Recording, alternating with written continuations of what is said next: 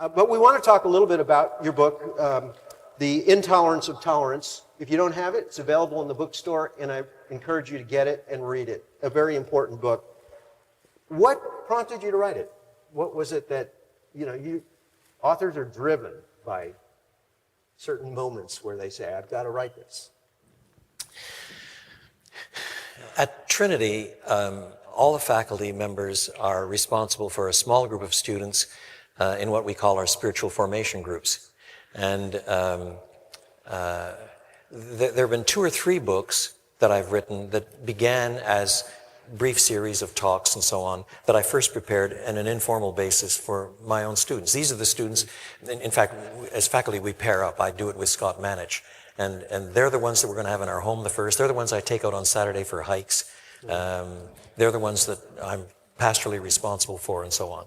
So what we do in our spiritual formation groups is about an hour and 20 minutes every week.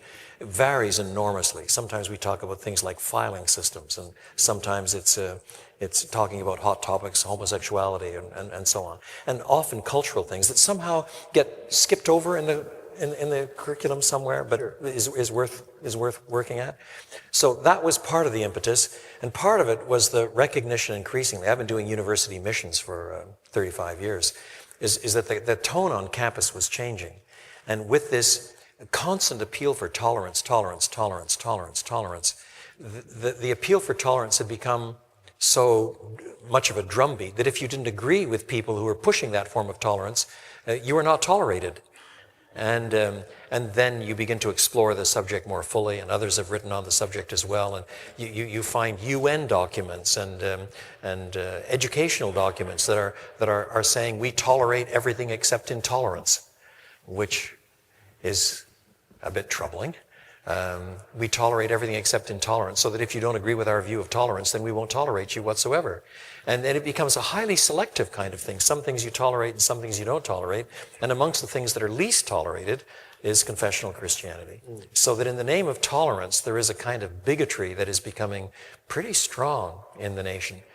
And then the final impetus was a lot of university campuses have a special fund for student groups to invite visiting lecturers on something or other. And it might be on the latest discovery in the world of quarks for nuclear physicists, or it might be almost anything.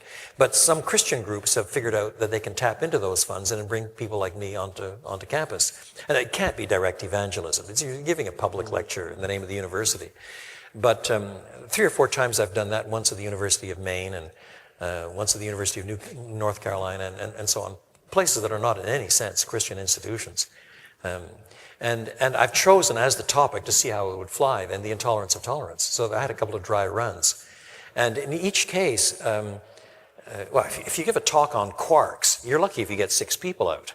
But on the intolerance of tolerance, in each case, at least several hundred. In one university, about 800. And as many as 10% have been faculty. I mean, it's clearly a topic that sparks. And at the end of the day, it's been huge fun to do this sort of thing, and to actually suggest that it's possible to be so tolerant that you become intolerant. So what's the way ahead, and so on. And endless discussions come out of this about what the gospel is and so on. So it's come out of a number of these things that have melded together to say, I've got to write this down. That's what came out.